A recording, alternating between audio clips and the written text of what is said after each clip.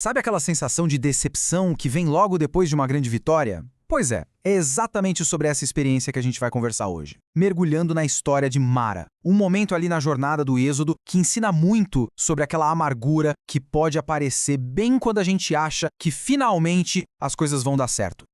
Essa frase, olha, ela resume perfeitamente o que é a experiência de Mará.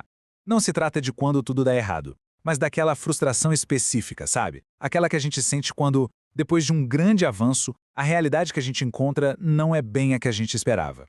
É a dor da expectativa que foi frustrada. Para a gente entender o tamanho da decepção em Mará, a gente precisa voltar um pouquinho e lembrar o tamanho da vitória que tinha acabado de acontecer. O milagre inacreditável da travessia do Mar Vermelho. Imagina a cena. O inimigo tinha sido derrotado, a libertação era total, completa. O povo estava no auge emocional, cantando, celebrando. A expectativa natural era que, poxa, depois de um milagre desses, a jornada ia ficar mais fácil. É uma tendência nossa, né? Achar que uma grande bênção é tipo uma garantia de um futuro sem mais problemas. Agora, olha só a progressão nesse slide. Depois daquela vitória gigantesca, eles caminham por 3 dias guiados por Deus e chegam em Mará. O texto da Bíblia deixa isso bem claro. Eles chegaram ao destino. Eles não se perderam, não pegaram o atalho errado, e isso aqui é crucial. Mará não foi um acidente de percurso, era a próxima parada no mapa de Deus. E é justamente nesse destino, que foi apontado por Deus, que eles encontram o primeiro grande teste depois da liberdade. Um teste que não veio em forma de inimigo, mas, olha que curioso, em forma de provisão. Eles encontram água. Imagina o alívio, a esperança deve ter explodido, para logo em seguida ser totalmente frustrada. A água era amarga, impossível de beber. O problema não era a falta de água, mas uma provisão que não servia, que não podia sustentar. E essa decepção já revela uma historinha que eles tinham criado na cabeça. Ué, depois de tudo que Deus fez, isso aqui não deveria estar acontecendo. E isso confronta a gente diretamente. Muitas vezes, a gente associa dificuldade com erro. Se alguma coisa está amarga, a gente logo pensa, peguei o caminho errado. Mas a história de Mará levanta uma possibilidade meio desconfortável. E se o lugar difícil não for um sinal de que a gente errou, mas sim parte da nossa formação? A reação do povo a essa provisão amarga, quando a gente compara com a reação do líder deles, do Moisés, revela exatamente o que Deus estava querendo tratar ali no fundo. A reação do povo foi a tal da murmuração. E é muito importante a gente entender que no contexto da Bíblia, murmurar não é só reclamar, desabafar. É, na verdade, uma resistência ao governo de Deus. É a reação de um coração que ainda não se submeteu, que questiona a liderança e a bondade de quem está guiando. E esse slide aqui ilustra a diferença de um jeito brilhante. O povo reage na horizontal, sabe, reclamando um com o outro, presos na lógica da sobrevivência. E agora, o que a gente vai beber?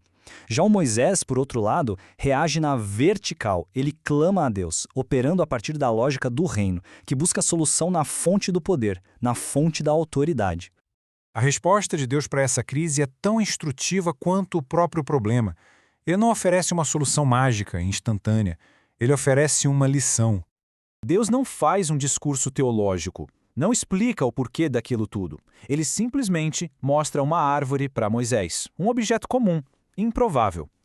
Deus podia ter adoçado a água com uma palavra, mas ele escolhe usar um instrumento, uma ferramenta de ensino, forçando o povo a participar do milagre e a aprender um princípio. O processo aqui é fundamental. Primeiro, enxergar a ferramenta improvável. Segundo, obedecer sem entender completamente a lógica da coisa. Joga a árvore na água. E só então, em terceiro lugar, experimentar a transformação. O reino de Deus funciona muitas vezes com princípios que exigem obediência antes do nosso entendimento completo.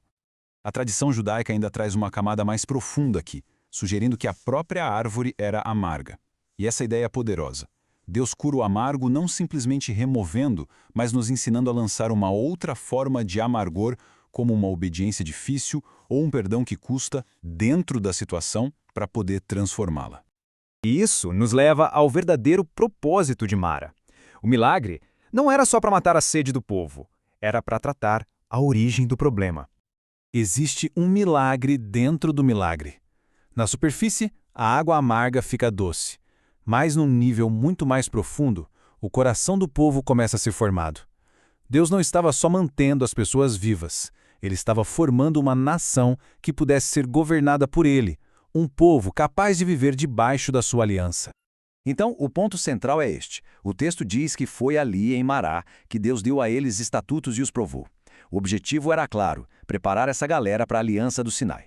Sem aprender a confiar-se e entender em Mará, eles nunca conseguiriam viver debaixo da lei. A experiência de Mará não ficou perdida lá no deserto. Ela se repete, e muito, nas nossas jornadas espirituais até hoje.